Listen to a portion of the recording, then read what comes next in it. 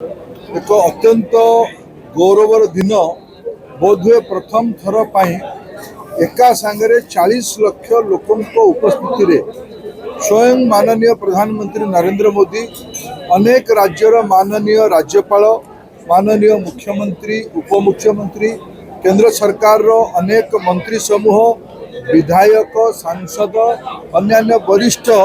नागरिक मानकर पद्मश्री प्राप्त सम्मानित नागरिक माने समाज जीवन अनेक प्रतिष्ठित व्यक्ति मानकर साक्षी रखिकी आज देश में पाखापाखि 40,000 कोटी टंकार ऊर्धर विभिन्न रेल प्रकल्प विशेष करके रेल स्टेशन नवीकरण शुभारंभ आज करागला शिलान्यास करागला अनेक रेलवे आरओबी रेलवे अंडरपास नुआ रेल लाइन भी काम आज आरंभ करागला आमर ओडिशार भी बड़ सौभाग्यर दिन ओडिशा रे पाखापाखि 2300 कोटी टंकार विभिन्न रेल प्रकल्प 21 नुआ रेल स्टेशन 50 रु अधिका रेलवे ओवरब्रिज और अंडरब्रिज आज काम आरंभ है मो पाई एक व्यक्तिगत आनंदर दिन मोर जन्म माटी तालचेर रे जो रेल स्टेशन रो 100 वर्षर अधिका कहानी अच्छी देश स्वतंत्रता जिते है नथिला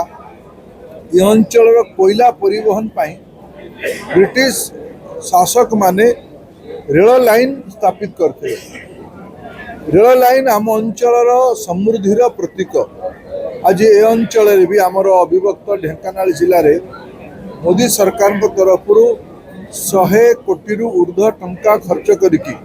Dhenkanal Meramandali Talcher road Talcher Anugul rail station नवीकरण होउछि तालचेर अनुगुल नुआ लूप लाइन भी काम टंका सैंक्शन होइछि तालचेर बिमलागढ़ रेल लाइन त्वरित गति रे आगु जाउछि अनुगुल सुकिंदा रेल लाइन प्रधानमंत्री निजे समर्पित कर सारी आगामी दिन में तालचेर लॉजिस्टिक रो बड़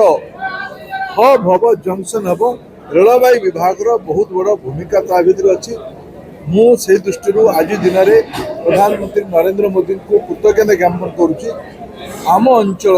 रेल पाई आम राज्य रेल पाई आम देश रेलर एक 21 शताब्दी स्तर नुआ इंफ्रास्ट्रक्चर गढ़ी तोड़ी